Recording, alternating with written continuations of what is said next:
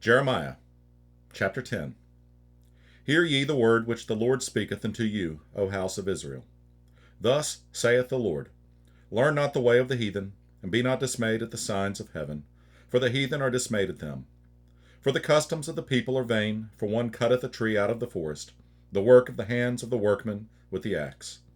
They deck it with silver and with gold, they fasten it with nails and with hammers, that it move not. They are upright as the palm tree, but speak not.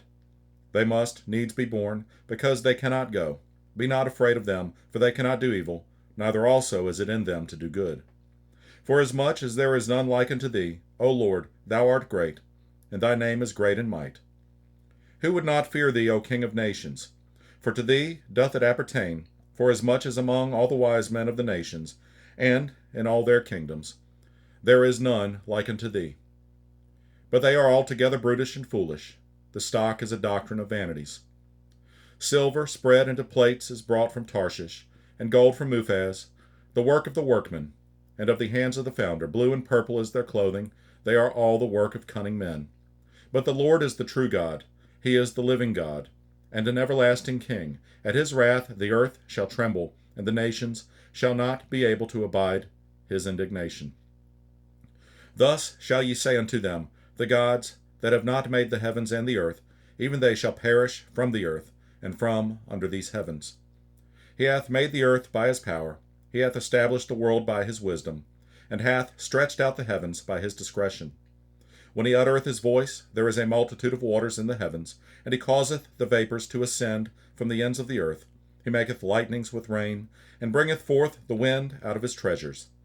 Every man is brutish in his knowledge, every founder is confounded by the graven image. For his molten image is falsehood, and there is no breath in them. They are vanity, and the work of errors. In the time of their visitation they shall perish.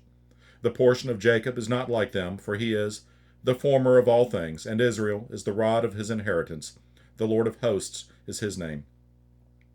Gather up thy wares out of the land, O inhabitant of the fortress. For thus saith the Lord, Behold, I will sling out the inhabitants of the land at this once, and will distress them, that they may find it so. Woe is me for my hurt, my wound is grievous, but I said, Truly this is a grief, and I must bear it. My tabernacle is spoiled, and all my cords are broken, my children are gone forth of me, and they are not. There is none to stretch forth my tent any more, and to set up my curtains. For the pastors are become brutish, and have not sought the Lord. Therefore they shall not prosper, and all their flocks shall be scattered. Behold, the noise of the brute is come, and a great commotion out of the north country, to make the cities of Judah desolate, and a den of dragons. O Lord, I know that the way of man is not in himself. It is not in man that walketh to direct his steps. O Lord, correct me, but with judgment. Not in thine anger, lest thou bring me to nothing. Pour out thy fury upon the heathen that know thee not, and upon the families that call not on thy name. For they have eaten up Jacob, and devoured him, and consumed him, and have made his habitation desolate.